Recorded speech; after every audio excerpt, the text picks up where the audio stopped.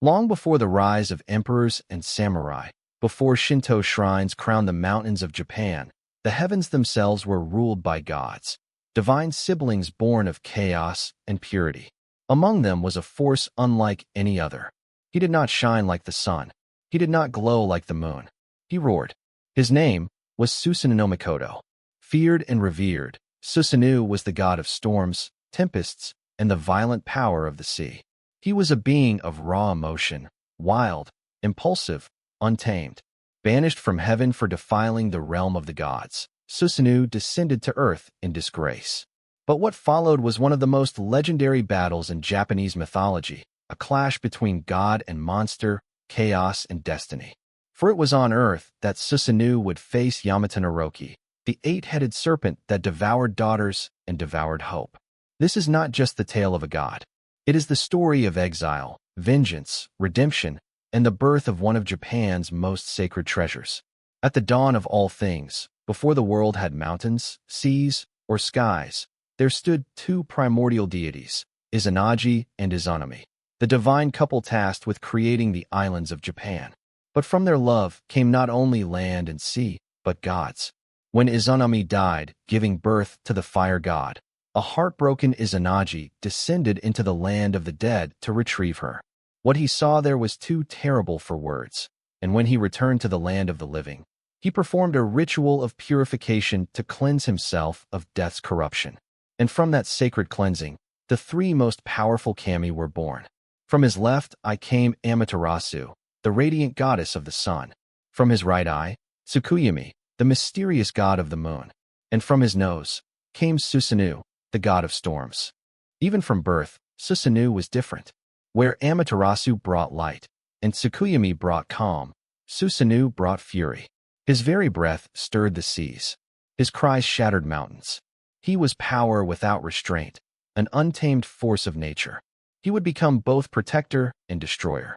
A god not meant to rule from a throne, but to roam, rage, and challenge the heavens themselves. From the very beginning, Susanoo was a storm contained within flesh. While his sister Amaterasu brought light and life to the heavens, Susanoo wept, not for joy or love, but for the loss of his mother, Izanami. His grief shook the realms.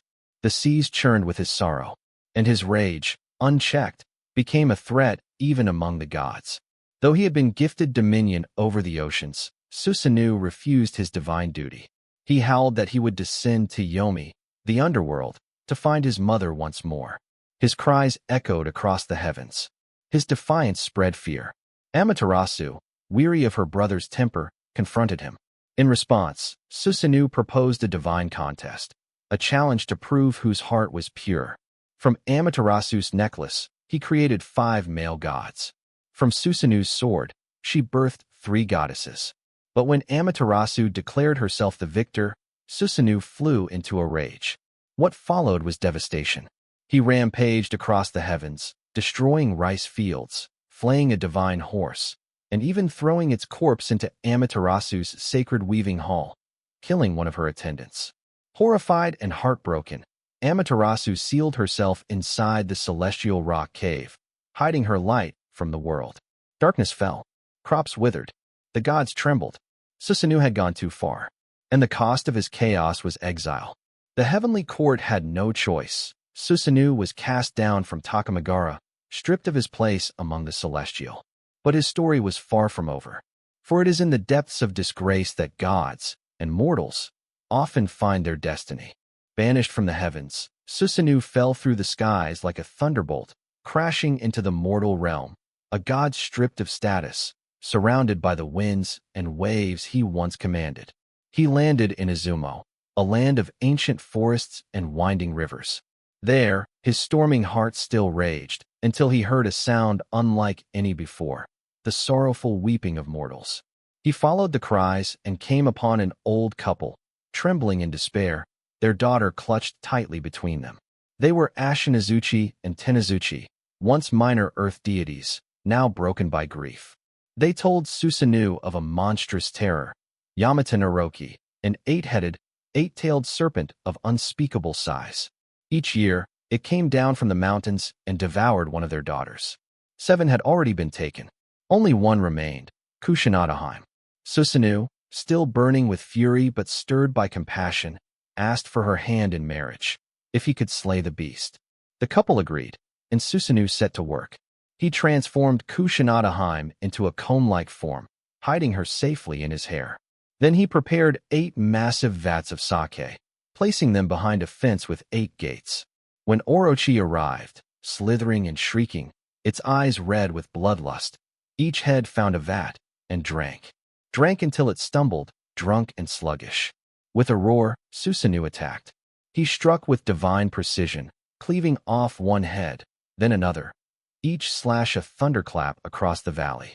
Blood soaked the earth, the skies wept rain, and still he fought on. When he reached the final tail, his blade struck something strange, hard, unbreaking metal hidden within the monster's flesh. He dug it out, and there, gleaming in the serpent's remains, was a blade unlike any other. Imnomurikamo, later known as Kusanagi-no-Tsurugi, the grasscutter's sword. With Orochi slain, the land breathed again. Susanoo had not only redeemed himself, he had changed. No longer just a god of wrath, he had become a protector, a dragon slayer, a hero. But his story, and his legacy, had only just begun.